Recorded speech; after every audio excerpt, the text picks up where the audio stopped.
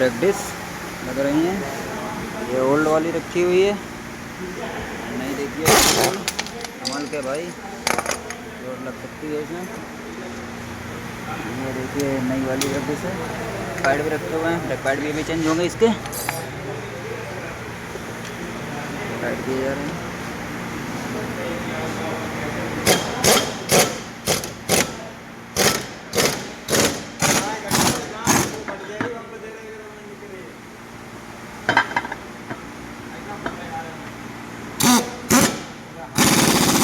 ये देखिए दोनों में फ़र्क साफ दिख रहा है।